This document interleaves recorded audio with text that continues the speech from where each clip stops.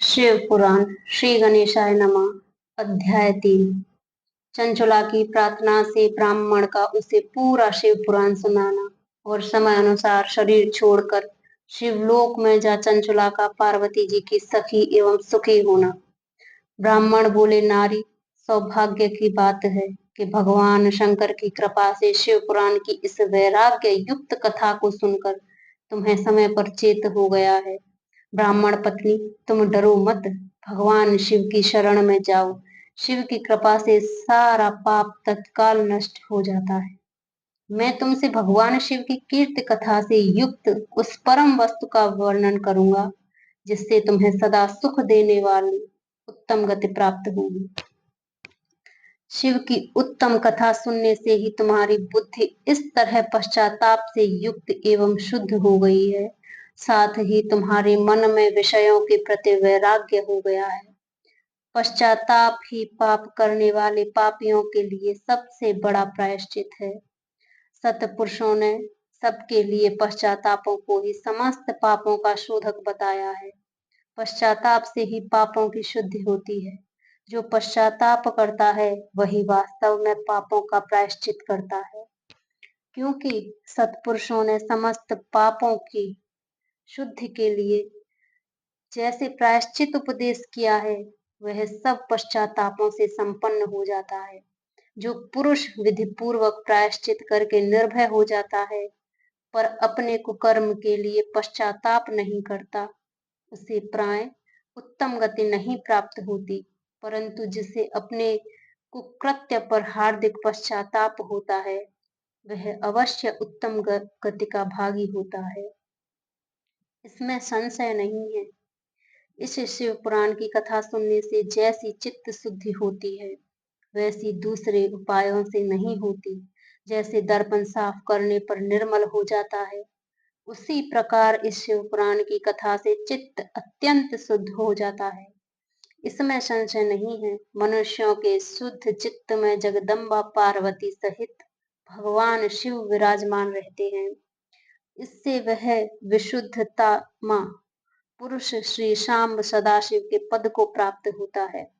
इस उत्तम कथा का श्रवण समस्त मनुष्यों के लिए कल्याण का बीज है। अतः यथोचित शास्त्रों के मार्ग से इसकी आराधना अथवा सेवा करनी चाहिए। यह भव बंधन रूपी रोग का नाश करने वाली है। भगवान शिव की कथा को सुनकर फिर अपने हृदय में इसका मनन एवं निधिध्यासन करना चाहिए। इससे पूर्णतया चित्त शुद्धि हो जाती है। चित्त शुद्धि होने से महेश्वर की भक्ति अपने दोनों पुत्रों ज्ञान और वैराग्य के साथ निश्चय ही प्रकट होती है। तत्पश्चात महेश्वर के अनुग्रह से दिव्य मुक्ति प्राप्त होती है। इसमें संशय नहीं है। जो मुक्ति से वंचित है, उसे पशु समझना चाहिए, क्योंकि उसका चित्त माया के बंधन में आसक्त है। वह निश्चय ही संसार बंधन से मुक्ति नहीं हो पाता।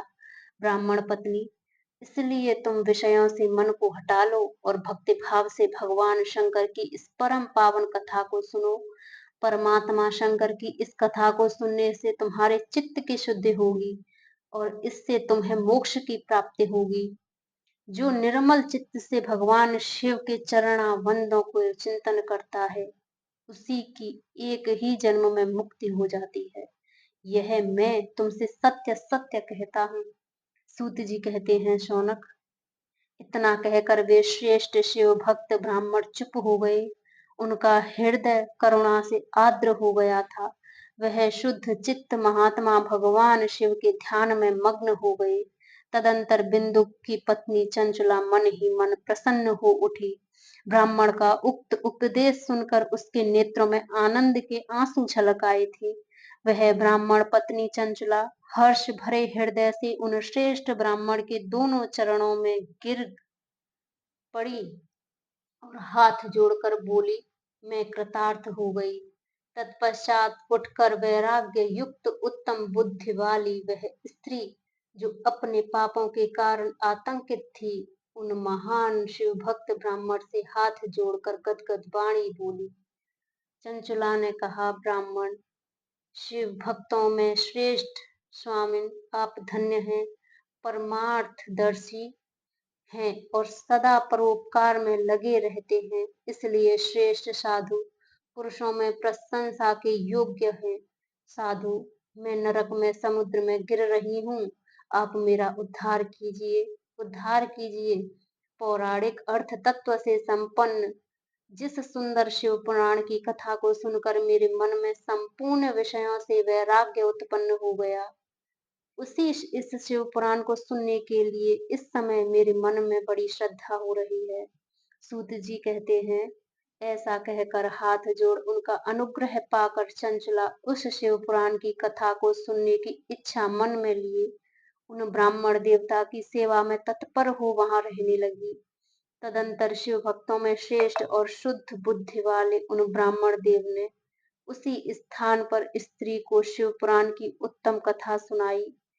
इस प्रकार उस गोकर्ण नामक महाक्षेत्र में उन्हीं श्रेष्ठ ब्राह्मण से उसने शिव पुराण की वह परम उत्तम कथा सुनी, जो भक्ति ज्ञान और वैराग्य को बढ़ाने वाली तथा मुक्ति देने वाली है। उस परम उत्तम कथा को सुनकर वह ब्राह्मण पत्नी अत्यंत कृतार्थ हो गई। उसका चित्त शीघ्र ही शुद्ध हो गया।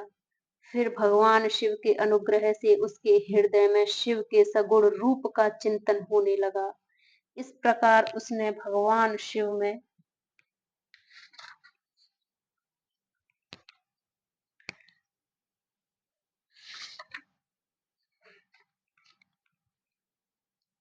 लगी रहने लगी लगी रहने वाली उत्तम बुद्धि पाकर शिव के सच्चिदानंदमय स्वरूप का बारंबार चिंतन आरंभ किया।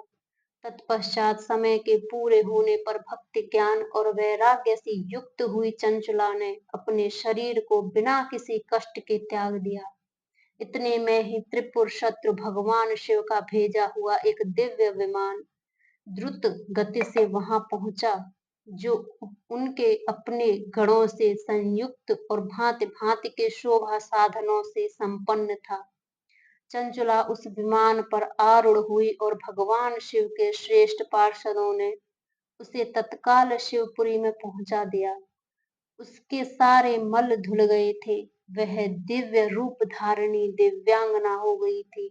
उसके दिव्य अवयव उसकी शोभा बढ़ाते थे।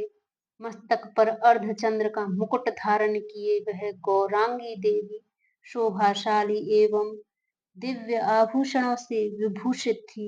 शिवपुरी में पहुंचकर उसने सनातन देवता त्रिनेत्रधारी महादेव जी को देखा। सभी मुख्य मुख्य देवता उनकी सेवा में खड़े थे। गणेश, भृंगी, नंदीश्वर तथा वीरभद्रेश्वर आदि उनकी सेवा में उत्तम भक्ति भाव से उपस्थित थे। उनकी अंग कांति करोड़ों सूर्यों के समान प्रकाशित हो रही थी। कंठ में नील चिन्ह शोभा पाता था। 5 मुख और प्रत्येक मुख में 3-3 नेत्र थे। मस्तक पर अर्धचंद्रकार मुकुट शोभा पाता था। उन्होंने अपने वामांग भाग में गौरी देवी को बिठा रखा था, जो विद्युत पुंज के समान प्रकाशित थी। गौरीपति महादेव जी की कांति कपूर के समान गौर थी। उनका सारा शरीर श्वेत भस्म से भसित था। शरीर पर श्वेत वस्त्र शोभा पा रहे थे। इस समय परम उज्जवल भगवान शंकर का दर्शन करके वह ब्राह्मण पत्नी चंचला बहुत प्रसन्न हुई। अत्यंत प्रीति युक्त होकर उसने बड़ी उतावली के साथ भगवान को बारंबार प्रणाम किया।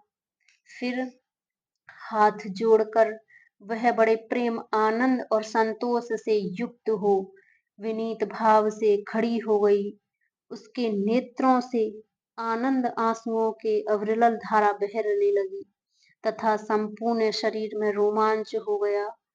उस समय भगवती पार्वती और भगवान शंकर ने उसे बड़ी करुणा के साथ अपने पास बुलाया और सौम्य दृष्टि से उसकी ओर देखा।